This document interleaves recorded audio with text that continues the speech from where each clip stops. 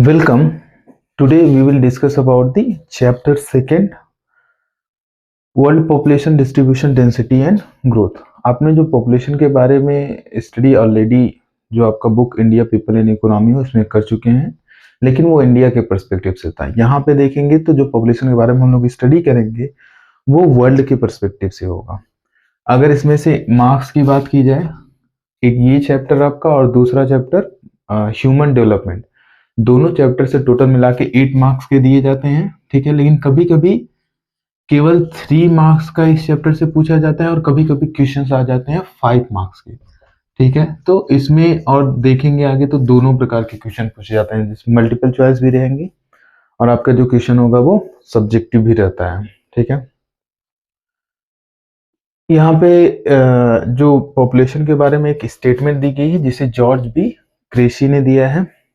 इनका कहना है कि Asia has many places where people are few and few places where people are many. Asia में कई सारे ऐसे प्लेसेस हैं जहाँ पे जो लोग हैं वो बहुत कम हैं और कुछ ऐसे प्लेसेस हैं जहाँ पे जो लोग हैं वो बहुत ज्यादा है। इन्होंने एशिया के बारे में ऐसा इसलिए कहा था क्योंकि इंडिया जो आपका एशिया है उसमें 2 कंट्रीज ऐसे हैं जिसकी पॉपुलेशन बहुत ज्यादा है, वर्ल्ड में सबसे ज्यादा है, चाइना और इंडिया की पॉपुलेशन।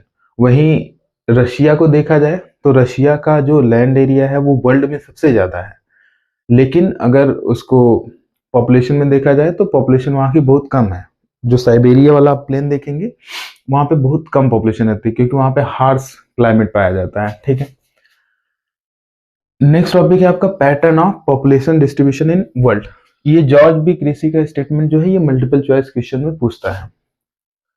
अगर हम लोग पॉपुलेशन डिस्ट्रीब्यूशन वर्ल्ड में पैटर्न देखें तो जो 90% वर्ल्ड की पॉपुलेशन है वो केवल 10% लैंड एरिया में रहती है। अगर हम लोग जैसे आपका पूरा जो वर्ल्ड है उसमें से केवल 25% पार्ट आपका लैंड है और बाकी 75% वाटर है। अगर इस हम लैंड को 100% मान लेते हैं तो 100% में से केवल 10% एरिया ऐसा होगा जहाँ पे लोग रहते हैं, बाकी के एरिया में लोग नहीं रहते हैं। ऐसा इसलिए है क्योंकि पीपल प्रिफर करते हैं उस रीजन को जहाँ पे रिसोर्सेज की अवेलेबिलिटी अच्छी रहती है। उसको हम आगे पढ़ेंगे कि जो फैक्टर्स हैं पॉपुलेशन डिस्ट्रीब्यूशन को अफेक्ट करते हैं, ठीक है। माइग्रेशन वगैरह हो गया, बाकी आपके पुश फैक्टर और पुल फैक्टर वो हम आगे डिस्कस करेंगे। यहाँ पे देखेंगे जो 10 सबसे मोस्ट पॉपुलस कंट्री जहाँ पे सबसे ज्यादा पॉपुलेशन रहती है वो आपका है, पहले नंबर पे चाइना है, दूसरे नंबर पे आपका इंडिया, तीसरे नंबर पे USA, Indonesia, Brazil, Pakistan, Nigeria, Bangladesh, Russia और मैक्सिको। 10th जो सबसे पॉपुलेटेड कंट्री है वो है मैक्सिको। हालांकि ये जो सेकेंड नंबर पे यहाँ पे इंडिया को माना जा रहा है ये 2011 सेंसस के अकॉर्डिंग जो डाटा दिया गया है उसके अकॉर्डिंग है। लेकिन अगर आप यूनाइटेड नेशन की जो पॉपुलेशन बुक है उसको आप उठा के देखें तो अभी रिसेंटली जो पॉपुलेशन का डाटा पब्लिश किया गया उसके अकॉर्डिंग इंडिया का फर्स्ट रैंक हो गया है, ठीक है। लेकिन अगर अकॉर्डिंग टू 2011 सेंसस पूछता है तब आप देखेंगे इंडिया का जो रैंक होगा वर्ल्ड में वो सेकंड रैंक होगा। इसमें से आपके मल्टीपल चॉइस क्वेश्चन में पूछा जाता है कि सबसे मोस्ट पॉपुलस कंट्री कौन सा है या फिर which one of the following is the least populace country. Next है आपका इसी एरिया में केवल इस 10 कंट्री में वर्ल्ड की 60% पॉपुलेशन रहती है। 60% जो पॉपुलेशन है वर्ल्ड की वो केवल इस 10 कंट्री में रहती है। हालांकि आपके वर्ल्ड में पूरे 195 कंट्रीज हैं लेकिन केवल 10 कंट्रीज में वर्ल्ड की 60% पॉपुलेशन रहती है। पॉपुलेशन डेंसिटी दिया गया है। नेक्स्ट टॉपिक पॉपुलेशन डेंसिटी, ये ऑलरेडी बताया जा चुका है कि किसी यूनिट एरिया में, किलोमीटर में, किसी यूनिट एरिया में जितने लोग रहते हैं, ठीक है, person of living, number of person living in per unit area. यहाँ पे उसका फॉर्मूला दिया गया डेंसिटी ऑफ पॉपुलेशन का, नंबर ऑफ पर्सन या फिर पॉपुलेशन आप कर सकते हैं living in per unit area. जो यूनिट एरिया है वो स्क्वायर के फॉर्म में होता है हमेशा, ठीक है। जैसे हमने मान लिया कि कोई एरिया है जिसकी पॉपुलेशन है 15,000, ठीक है। अब उसका जो एरिया है वो 100 स्क्वायर किलोमीटर आप मान सकते हैं। जो पॉपुलेशन है वहां की 15,000 है। अगर आपको पॉपुलेशन डेंसिटी निकालनी है तो आप क्या करेंगे, जो पॉपुलेशन है उससे एरिया को डिवाइड कर देंगे। अगर यहाँ पे देखें तो जो पॉपुलेशन डेंसिटी हमें दिख रही है 150 पर्सन पर किलोमीटर स्क्वायर। ठीक है, ऐसे आपकी पॉपुलेशन डेंसिटी निकाली जाती है। पॉपुलेशन डेंसिटी में मेनली आपका ये जो फॉर्मूला है वो पूछता है, वो भी 1 नंबर वाले क्वेश्चन में। फैक्टर अफेक्टिंग पॉपुलेशन डिस्ट्रीब्यूशन देखेंगे, ये सबसे ज्यादा इंपॉर्टेंट है क्योंकि ये 5 नंबर में पूछता है। कभी कभी 5 नंबर में पूछ देता है, कभी कभी 3 मार्क्स में पूछ देता है कि explain the economic factor which affect the population distribution of the world, explain the geographical factor which affect the population distribution of world, explain the cultural and social factor which affect the population distribution of world। तो ये जो topic होगा वो आपका सबसे ज्यादा important होगा। यहाँ पे हम लोग देखेंगे ऐसे फैक्टर जो पॉपुलेशन के डिस्ट्रीब्यूशन को, यानी कि किसी एरिया में पॉपुलेशन बहुत ज्यादा रहती है लेकिन किसी एरिया में पॉपुलेशन बहुत कम रहती है, उसके पीछे का कारण क्या है वो हम लोग यहाँ पे समझेंगे कि रीजन क्या है उसके पीछे का। पहला रीजन है आपका जियोग्राफिकल फैक्टर। जियोग्राफिकल मतलब फैक्टर मतलब जियोग्राफी से रिलेटेड जितने भी फैक्टर्स आ जाते हैं। जैसे पहला आपका फैक्टर है अवेलेबिलिटी ऑफ वाटर। जहाँ पे वाटर की अवेलेबिलिटी होगी, जहाँ पे पानी होगा, वहां पे लोग जाके रहेंगे। क्यों? क्योंकि वाटर एक रिसोर्स है, उसके बिना जीवन लाइफ पॉसिबल नहीं है। ठीक है, तो आप दुनिया के जितने भी रिवर वैलीज वगैरह देखेंगे, चाहे वो मिसिसिपी मिसौरी यूएसए का हो, चाहे वो नाइल रिवर हो आपके अफ्रीका नॉर्थ अफ्रीका का, चाहे इंडिया का गंगा प्लेन हो, चाहे चाइना और नॉर्थ ईस्ट एशिया का मेकोंग रिवर हो, वो सारे रिवर्स में आप देखेंगे रिवर वैलीज में पॉपुलेशन बहुत ज्यादा रहती है, पॉपुलेशन डेंसिटी बहुत ज्यादा है। उसके पीछे का रीजन है वाटर की अवेलेबिलिटी। सेकेंड फैक्टर देखेंगे लैंड फॉर्म। लैंड फॉर्म मतलब किस टाइप का लैंड है, वहां पे किस टाइप का टेरेन है, हिल है कि माउंटेन है कि प्लेन है प्लेट्यू है, किस टाइप का वहां पे लैंड फॉर्म है। तो ज्यादातर लोग जो होते हैं वो प्रिफर करते हैं प्लेन एरिया में रहना। क्यों? क्योंकि प्लेन एरिया में ट्रांसपोर्ट लाइंस, आपकी रेलवेज, आपके रोडवेज, इन सबको बिल्ड करना बहुत आसान होता है। दूसरा अब देखेंगे जो बिल्डिंग्स वगैरह होती हैं, बिल्डिंग वगैरह बनाना भी काफी आसान होता है प्लेन एरिया में। वहीं आप हिल में चले जाएंगे तो हिल में रोड बनाना और हिल में आपके माउंट बिल्डिंग्स बनाना बहुत मुश्किल काम होता है, इसीलिए ज्यादातर लोग प्रेफर करते हैं प्लेन एरिया पे रहना। तो प्लेन एरिया की पॉपुलेशन देखेंगे आपको काफी हाई मिलेगी। इसका एग्जाम्पल क्या है अगर वर्ल्ड में देखा जाए तो गंगा प्लेन। गंगा प्लेन आपके नॉर्दर्न इंडिया में है। वो देखेंगे दुनिया की, पूरे वर्ल्ड की सबसे ज्यादा डेंसिटी वाली कोई प्लेन है, अगर हम प्लेन की बात कर रहे हैं, कोई प्लेन है अगर, तो वो गंगा प्लेन है। थर्ड है आपका क्लाइमेट। क्लाइमेट को अगर देखें तो जहाँ की क्लाइमेट हार्श होती है, जहाँ की क्लाइमेट बहुत एक्सट्रीम होती है, बहुत ज्यादा गर्मी पड़ रही है, बहुत ज्यादा ठंडी पड़ रही है, जैसे जो डेजर्ट वाले एरिया होते हैं, मरुस्थल वाले एरिया, वहां पे बहुत ज्यादा ठंडी पड़ती है, बहुत ज्यादा गर्मी पड़ती है। तो इसीलिए लोग वहां पे रहना कम पसंद करते हैं। लोग ऐसे एरिया में रहना पसंद करते हैं जहाँ की क्लाइमेट जो है वो मॉडरेट हो, एक जैसा हो, ना बहुत ज्यादा ठंडी पड़ती हो ना बहुत ज्यादा गर्मी पड़ती हो। तो आप उसका एग्जाम्पल देखेंगे कि जहाँ पे लोग ज्यादा रहना पसंद करते हैं वो है आपका मेडिटेरेनियन रीजन। यहाँ पे ज्यादा रहना पसंद इसलिए करते हैं क्योंकि यहाँ की जो आपको क्लाइमेट मिलेगी वो लगभग एक जैसी मॉडरेट टाइप ऑफ क्लाइमेट मिलेगी। ठीक है, मेडिटेरेनियन रीजन आपका मेडिटेरेनियन सी के चारों तरफ जो रीजन है उसी को आप मेडिटेरेनियन रीजन कहते हैं। जैसे आपका साउथ में देखेंगे मेडिटेरेनियन सी के तो आपको अफ्रीका के कई सारे कंट्रीज मिल जाएंगे, जैसे इजिप्ट हो गया, मोरक्को हो गया, ट्यूनीशिया हो गया आपका। जबकि नॉर्थ जो आपका मेडिटेरेनियन सी का जो नॉर्थ रीजन है वहां पे आप देखेंगे तो आपको कई सारी कंट्रीज मिल जाएंगे, जैसे इटली हो गया, स्लोवेनिया हो गया, मैक्सिको हो गया। ठीक है, इकोनॉमिक फैक्टर में सॉरी फोर्थ आपका बचा हुआ जो है कि सॉइल। सॉइल में देखेंगे तो ऐसे रीजन में लोग ज्यादा रहना पसंद करते हैं जहाँ की सॉइल फर्टाइल हो। क्यों? क्योंकि वहां पे आप एग्रीकल्चरल एक्टिविटीज कर सकते हैं। तो जो आपके डेल्टाइक रीजन है, वर्ल्ड के डेल्टाइक रीजन, जैसे नाइल रिवर का जो डेल्टा वाला रीजन है, आपके गंगा प्लेन का रीजन है, रिवर वैलीज जहाँ पे हर साल न्यू सॉइल डिपॉजिट होती है, या फिर आप देख लें जो फ्लड प्लेन आप सिंपली जिसे कह सकते हैं, ये सारे एरियाज क्या हैं, बहुत ज्यादा डेंसली पॉपुलेटेड हैं। क्यों? क्योंकि वहां पे फर्टाइल सॉइल अवेलेबल है जो कि एग्रीकल्चर के लिए बहुत ज्यादा अच्छी होती है। ये 4 फैक्टर्स हैं आपके ज्योग्राफिकल फैक्टर। इकोनॉमिक फैक्टर में देखेंगे, ये आपके बहुत इंपॉर्टेंट है, ये हर साल लगभग पूछे गए हैं, इसलिए इससे क्वेश्चन प्रिपेयर करना बहुत जरूरी है। ठीक है, इकोनॉमिक फैक्टर में देखेंगे, पहला जो आपका फैक्टर है वो है मिनरल्स।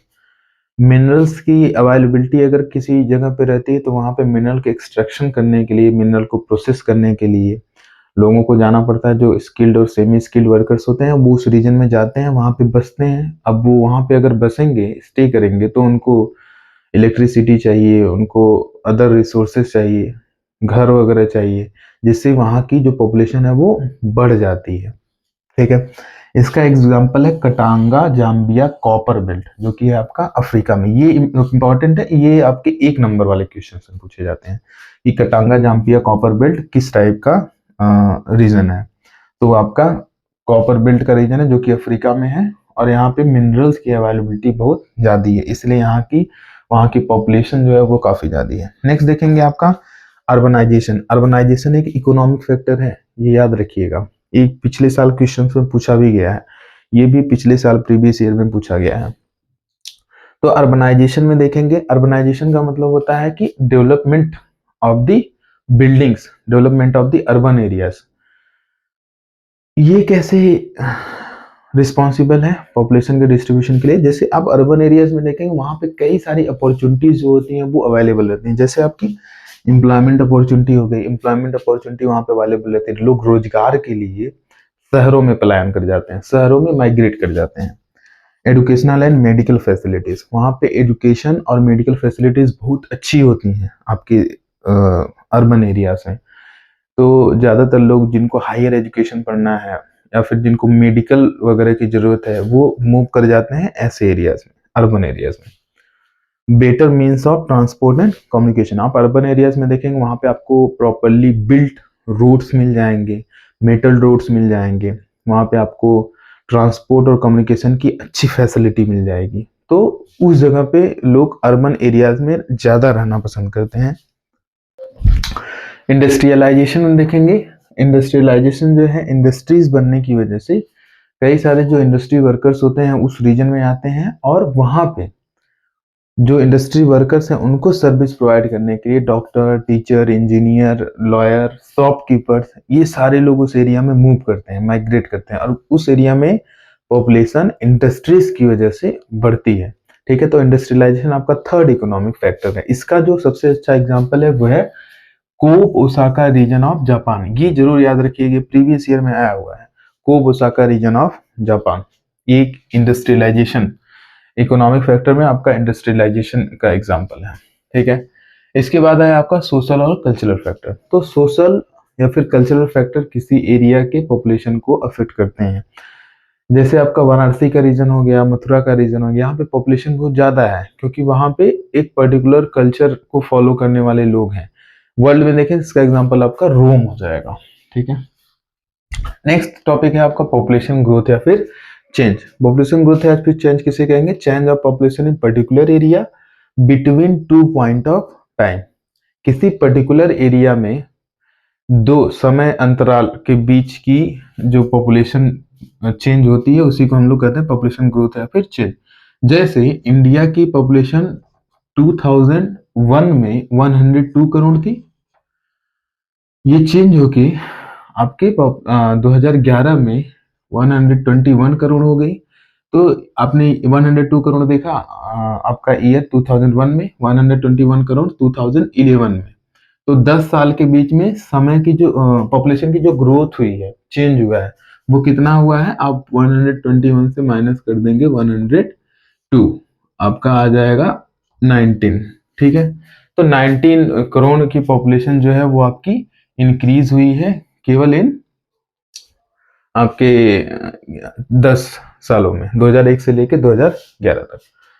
नेक्स्ट टॉपिक है आपका natural growth of population. Natural growth हम किसे कहेंगे?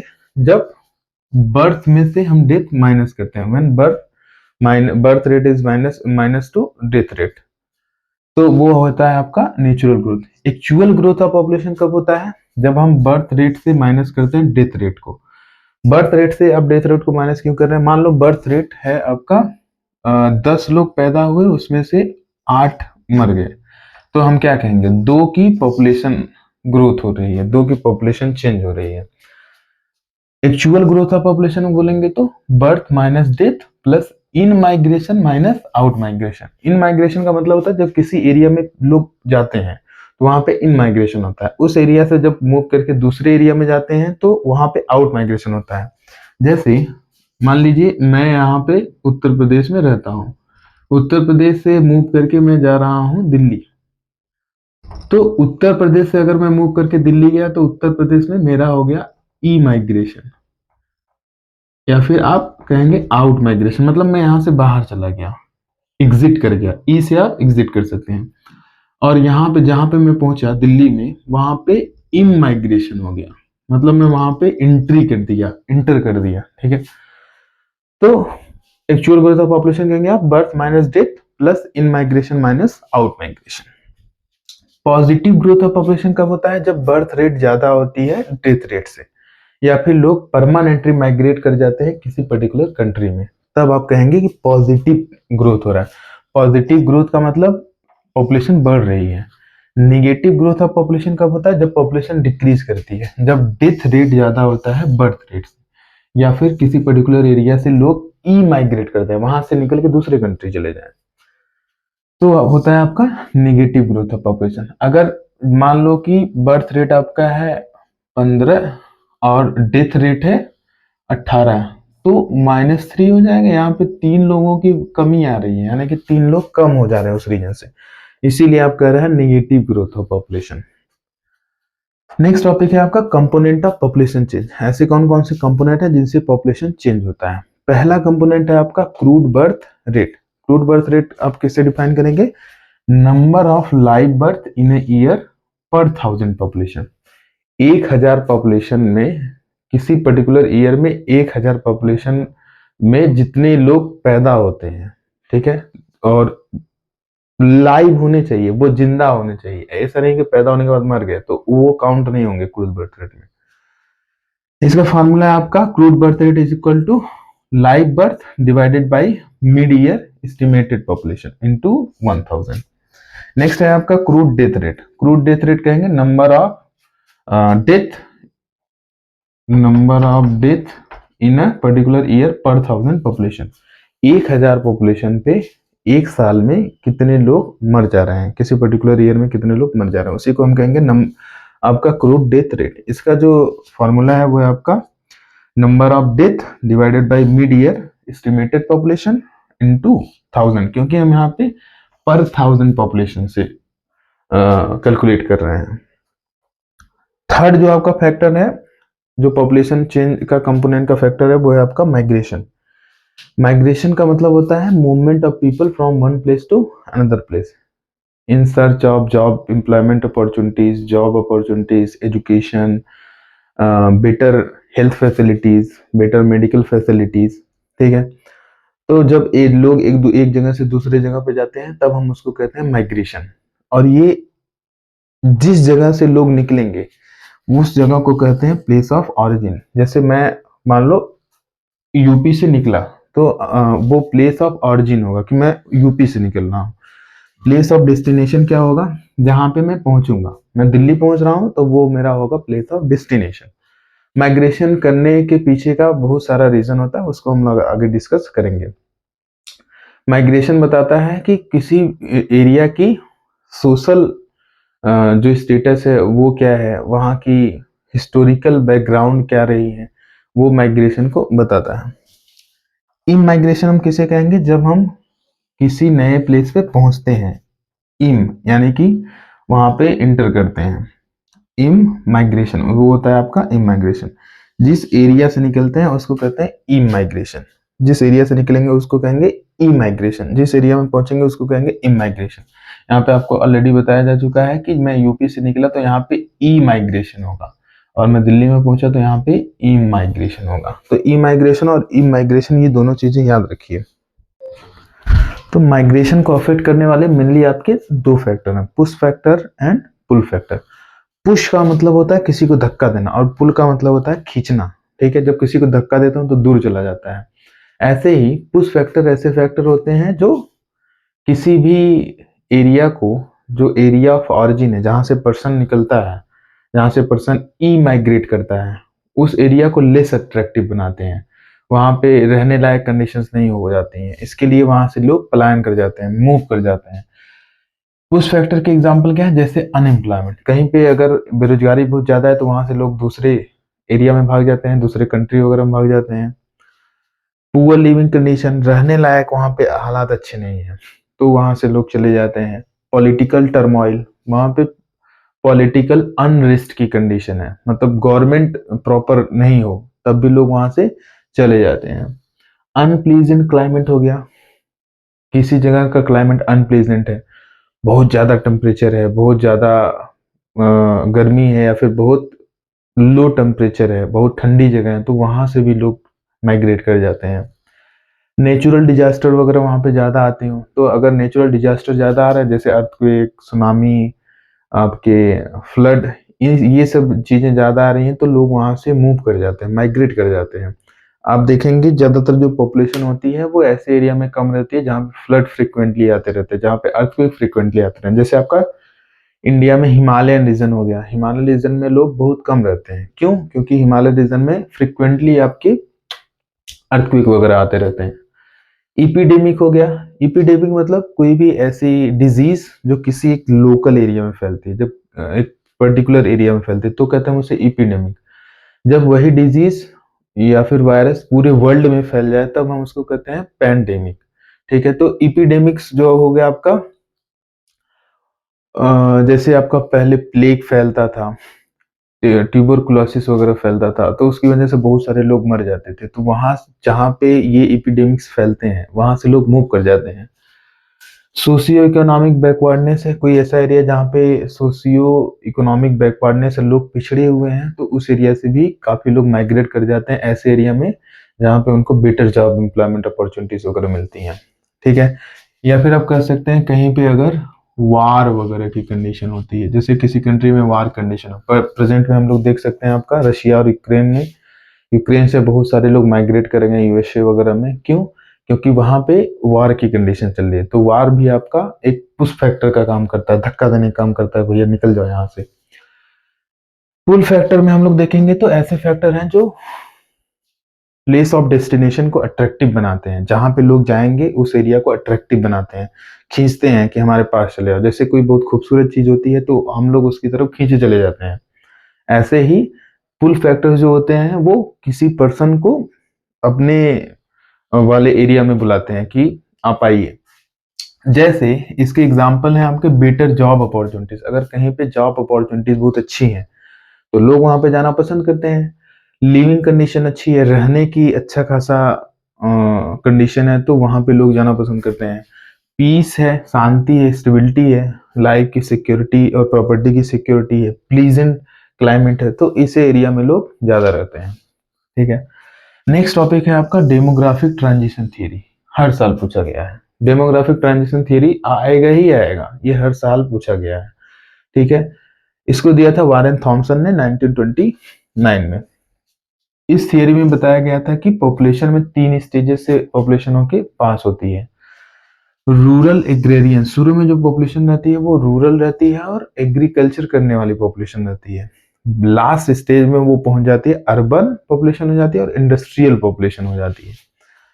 जो आपका पहला स्टेज, डेमोग्राफिक ट्रांजिशन थ्योरी में 3 स्टेज दिए गए हैं। जो आपका फर्स्ट स्टेज है वो है हाई फ्लक्चुएटिंग स्टेज। ये याद रखिए, ये 1 नंबर वाले में कभी कभी पूछते हैं कि high fluctuating stage is which of the following stage of demographic transition theory. तो आपका ऑप्शन डी में रहता है high fluctuating stage. High fluctuating stage कब होता है? जब ये पहला स्टेज है, हाई बर्थ और डेथ रेट हो, बर्थ रेट और डेथ रेट दोनों बहुत ज्यादा हो। ऐसा क्यों होता है? Due to epidemics and variable food supply, क्योंकि ऐसे एरिया बहुत बैकवर्ड एरियाज होते हैं जहाँ पे फ्रिक्वेंटली इपिडेमिक्स वगैरह फैलते रहते हैं और फूड सप्लाई प्रॉपर नहीं हो पाती है, तो बहुत सारे लोग जो है वहां पे डेथ कर जाते हैं, मर जाते हैं। और उसको कंपनसेट करने के लिए, बहुत ज्यादा लोग मर रहे हैं तो पॉपुलेशन क्या होगी, बहुत कम हो जाएगी। उसको कंपनसेट करने के लिए लोग ज़्यादा बर्थ करते हैं, लोग ज़्यादा बच्चों का जन्म देते हैं। तो फर्स्ट स्टेज है आपका हाई फ्लक्चुएटिंग स्टेज। इसकी सेकेंड कैरेक्टरिस्टिक देखेंगे तो यहाँ पे जो पॉपुलेशन होती है वो स्लोली ग्रो करती है, बहुत तेजी से नहीं ग्रो, वो स्लोली ग्रो करती है। कभी कभी प्लस पॉपुलेशन एक जैसी रहती है और थोड़ा बहुत फ्लक्चुएट कर सकती है। लो लाइफ एक्सपेक्टेंसी, फर्स्ट स्टेज में लाइफ की एक्सपेक्टेंसी बहुत कम रहती है। लाइफ एक्सपेक्टेंसी का मतलब होता है कि average number of year a person live, कोई भी पर्सन कितने सालों तक जिंदा रहता है लगभग, उसी को कहते हैं लाइफ एक्सपेक्टेंसी, वो कम रहती है। इलिटरेट पीपल जो लोग होते हैं वो इलिटरेट होते हैं, पढ़े लिखे कम होते हैं। Low level of technology, technology का लेवल जो होता है वो बहुत कम रहता है। एग्रीकल्चरल पॉपुलेशन, जो पॉपुलेशन होती है वो मेनली एग्रीकल्चर पॉपुलेशन होती है। इसके एग्जाम्पल वाले कौन से कंट्रीज हैं आपके, बांग्लादेश और रैन फॉरेस्ट ट्राइब, जैसे आपका डेमोक्रेटिक रिपब्लिक ऑफ कॉन्गो हो गया, अमेजन फॉरेस्ट के ट्राइब हो गए, वो सारे ट्राइब अभी first stage of demographic transition में है। सेकेंड स्टेज ऑफ आपका डेमोग्राफिक ट्रांजिशन है एक्सपांडिंग स्टेज, इसको एक्सपांडिंग स्टेज भी कहा जाता है। इसमें जो फर्टिलिटी रहती है वो हाई रहती है, मतलब बर्थ रेट जो रहता है वो शुरू में बहुत ज्यादा रहता है, लेकिन धीरे धीरे धीरे जैसे जैसे सेकेंड स्टेज बढ़ता है, वैसे जैसे जैसे टाइम पास होता है वैसे वैसे जो फर्टिलिटी रेट है, बर्थ रेट है, वो धीरे धीरे कम होती चली जाती है। ठीक है। रिड्यूस मोर्टेलिटी रेट, इसमें जो डेथ रेट है, मोर्टेलिटी रेट है, वो कम होती चली जाती है, मतलब बर्थ रेट डेथ रेट से ज्यादा होती है। ठीक है। इसकी वजह से जो नेट एडिशन ऑफ पॉपुलेशन है वो ज्यादा होता है, मतलब ज्यादा लोग बढ़ते हैं, पॉपुलेशन बहुत तेजी के साथ इंक्रीज करता है। Improvement in sanitation and health condition, और जो सैनिटेशन कंडीशन है, हेल्थ की कंडीशन है, उसमें काफी इंप्रूवमेंट होता है। इसके लिए ही सैनिटेशन और हेल्थ कंडीशन में इंप्रूवमेंट की वजह से ही जो पॉपुलेशन होती है वो बहुत तेजी के साथ इंक्रीज करती है, बहुत तेजी के साथ बढ़ती है। जो आपके एक्सपांडिंग सेकेंड स्टेज के एग्जांपल है आपके श्रीलंका और केन्या, इसका एग्जांपल जरूर याद कर लीजिएगा, श्रीलंका एंड केन्या, ये दोनों इसके एग्जांपल हैं expanding stage of second stage के। डेमोग्राफिक ट्रांजिशन स्टेज की जो थर्ड स्टेज है वो है आपकी लो फ्लक्चुएटिंग स्टेज। थर्ड स्टेज को लो फ्लक्चुएटिंग स्टेज कहा जाता है, ये जरूर याद रखिएगा। इसमें फर्टिलिटी और मोर्टिलिटी यानी कि बर्थ रेट और डेथ रेट दोनों फिर से कम हो जाती हैं। आपने फर्स्ट स्टेज में पढ़ा बर्थ रेट डेथ रेट कम रहती हैं, इसमें भी बर्थ रेट डेथ रेट कम हो जाती हैं। स्टेबल पॉपुलेशन और ग्रोथ स्लोली, इसमें जो पॉपुलेशन होती है वो स्टेबल हो जाती है या फिर धीरे धीरे बढ़ती रहती है। ठीक है।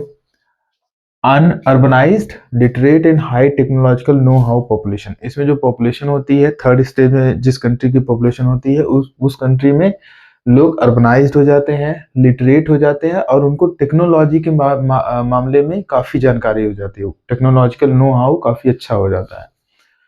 Control family size, family size जो होती है वो कंट्रोल हो जाती है, स्मॉल फैमिली साइज को लोग ज्यादा प्रेफर करते हैं ऐसी कंट्रीज में जहां की पॉपुलेशन थर्ड स्टेज में रह रही है। इसके एग्जांपल आपके क्या है, कनाडा, जापान, यूएसए, इंडिया, ये आपकी ऐसी कंट्रीज हैं जो थर्ड स्टेज में है। यहाँ पे याद रखिएगा कि इंडिया जो है आपका third stage of demographic transition में है। यहाँ पे कुछ मेजर्स हैं जो पॉपुलेशन को कंट्रोल करने के लिए दिए गए हैं कि पॉपुलेशन कंट्रोल हो किसी भी कंट्री की, वो क्या है, जैसे आप प्रोपेगेंडा यूज कर सकते हैं, जैसे गवर्नमेंट क्या कर सकती है, जो कंट्रासेप्टिव्स वगैरह हैं वो फ्री में अवेलेबल करवा सकती है जिससे बर्थ रेट कम हो, फ्री में एजुकेशन प्रोवाइड कर सकती है। ठीक है। लोगों में अवेयरनेस फैला सकती है मास मीडिया का यूज करके, जिससे पॉपुलेशन जो है वो कंट्रोल हो सके। पॉपुलेशन कंट्रोल के ऊपर ही थॉमस माल्थस ने भी एक थियरी दी थी 1798 में। इन्होंने एक बुक लिखा था जिसका नाम था an essay on the principle of population, ये बुक का नाम इंपॉर्टेंट है, इसको याद कर लीजिएगा। ठीक है। इन्होंने कहा कि जो पॉपुलेशन है वो एक्सपोनेंशियली ग्रो करती है और जो अर्थ फूड सप्लाई है वो अर्थमेटिकली ग्रो करती है। एक्सपोनेंशियली का मतलब होता है 2 से 4, 4 से 8, 8 से 16, 16 से 32। ये इसको कहते हैं हम एक्सपोनेंशियल ग्रोथ। ठीक है, मतलब हर साल डबल होती चली जाएगी। ठीक है, लेकिन जो आपकी फूड सप्लाई होती है वो अर्थमेटिकली ही ग्रो करती है, क्योंकि हमारे पास लैंड जो है, रिसोर्सेस वो लिमिटेड है। तो 1 से 2, फिर 3, फिर 4, ये आपका अर्थमेटिकल ग्रोथ है।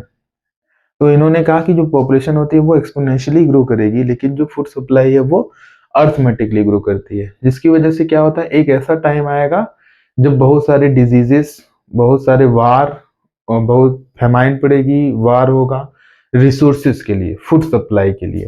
तो इन्होंने कहा कि ह्यूमंस जो हैं उनको खुद से पॉपुलेशन पे कंट्रोल रखना चाहिए, नहीं तो नेचर जो है वो पॉपुलेशन को कंट्रोल करने का काम करने लगेगी। जैसे इन्होंने नेचुरल कंट्रोल ऑफ पॉपुलेशन को कहा पॉजिटिव चेक। इन्होंने कहा कि जो नेचर है वो खुद से कंट्रोल करने का काम करेगी अगर ह्यूमंस नहीं करते हैं तो। पॉजिटिव चेक कैसे होगा, फेमाइंस के थ्रू, भुखमरी पड़ जाएगी, बीमारियां फैल जाएंगी, वार होगा रिसोर्सेज के लिए, फूड रिसोर्सेज के लिए, नेचुरल डिजास्टर आ जाएंगे, इपिडेमिक्स वगैरह फैल सकता है। ठीक है, ये आपके एग्जाम्पल हैं पॉजिटिव चेक के जो माल्थस ने बताए थे। प्रिवेंटिव चेक में ऐसे चेक्स जो हम लोग खुद यूज कर सकते हैं, बर्थ को जैसे प्रिवेंट कर सकते हैं, कॉन्ट्रासेप्टिव्स वगैरह यूज कर सकते हैं, जो मैरिज है उसको डिले कर सकते हैं, फैमिली की साइज छोटी रख सकते हैं। ये इन्होंने बताया थे प्रिवेंटिव चेक्स में। ठीक है, तो माल्थस की थियरी और आपने जो पढ़ा डेमोग्राफिक ट्रांजिशन थियरी, ये आपकी बहुत ज्यादा इंपॉर्टेंट है। ठीक है, इसको अच्छे से प्रिपेयर करिए। इसमें आपने जाना कि ये 5 मार्क्स या फिर 3 मार्क्स के आते हैं। जो factor affecting distribution of population है उसको भी अच्छे से आप प्रिपेयर कर लीजिए। ठीक है, thank you, have a good day.